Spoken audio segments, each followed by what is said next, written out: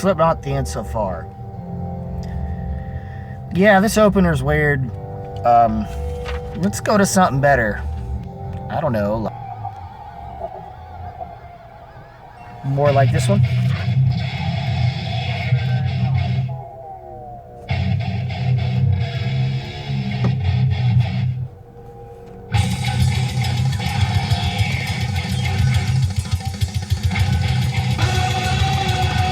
Yeah, that was much better. Okay, so yeah, this being the,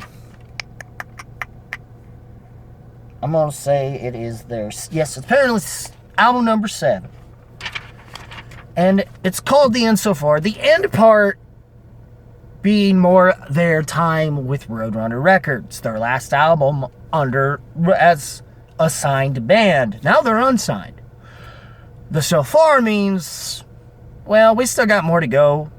I don't think they're done as a band quite yet until somebody insurmountable passes away, I guess, or leaves the band. That can't be replaced, it seems. Yeah. At least that's what seems to be the case. Paul Gray dies. Band's still going. Joey Jordison leaves. Long before he ever passed away. Band's still going. Got Jay Weinberg. Band's still going.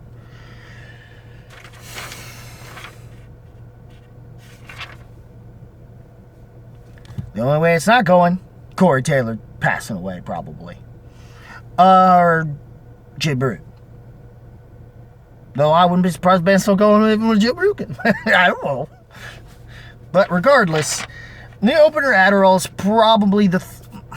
honestly, going into this here, first hearing Chapeltown Rag, I was kind of like, eh?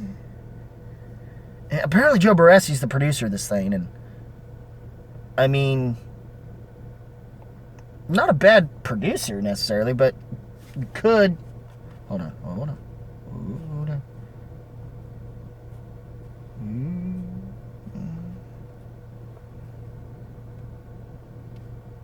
Now, for Pete's sake. Stupid sunlight is in my way.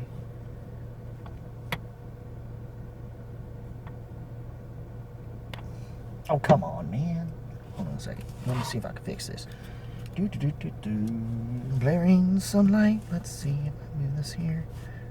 I move that there. Woo! Alright. Sorry. But yes, this 7 studio album, it's amazing. Better than I expected, but still underneath being a follow-up to something of the level that I had thought of their previous record, We Are Not Your Kind, to the point where I consider that to be possibly their best.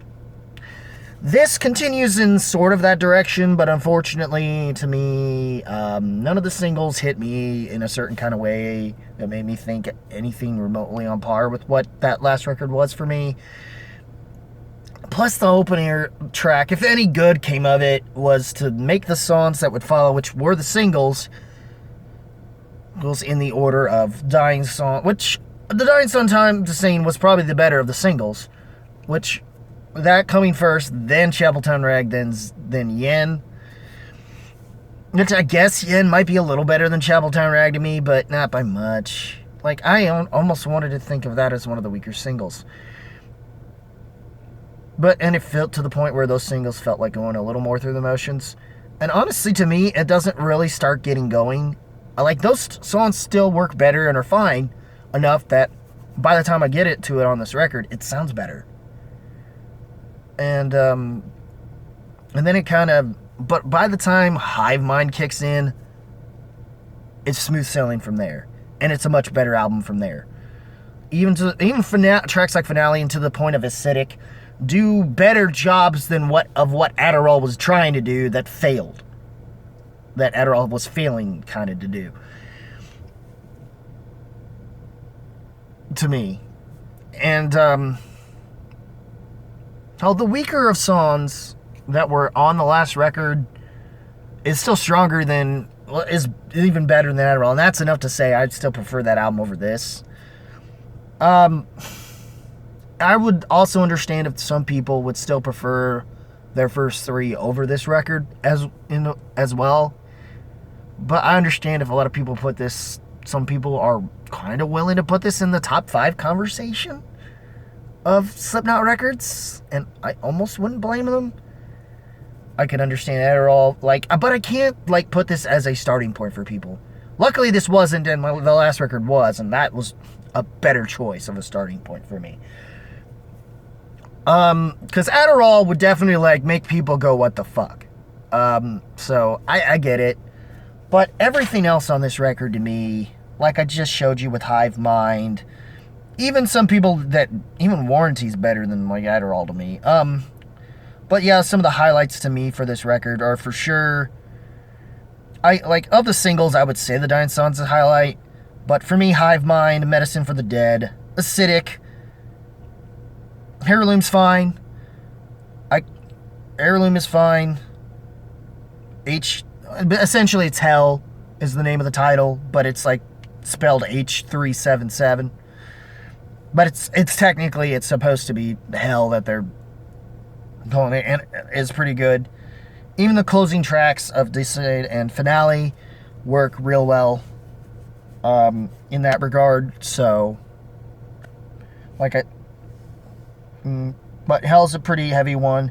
I wouldn't say it hits me and as well as I would say Medicine for the Dead or Hive Mind being the biggest of highlights. I can see Hell being one for sure for some people as well.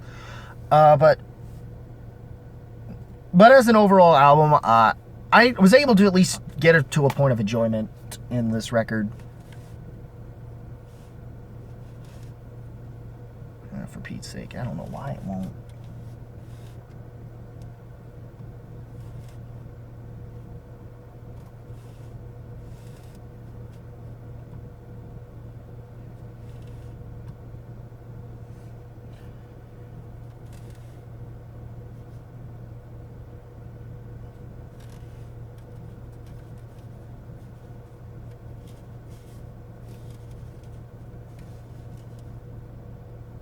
Oh, for fuck's sake.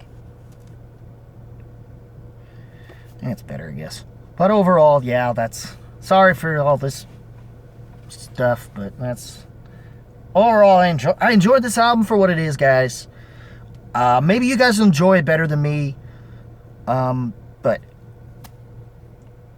I don't know if... I think it will more than likely... make honorable mentions, if not high honors probably, but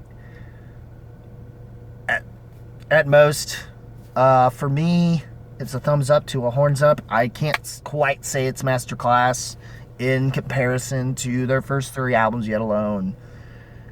Well, some people debate about Volume 3, but most people will always tell you the first 2. But this is more deeper dive of a record. If you like this, check out their stuff later, afterwards. It's fine, but overall, I would rather you just...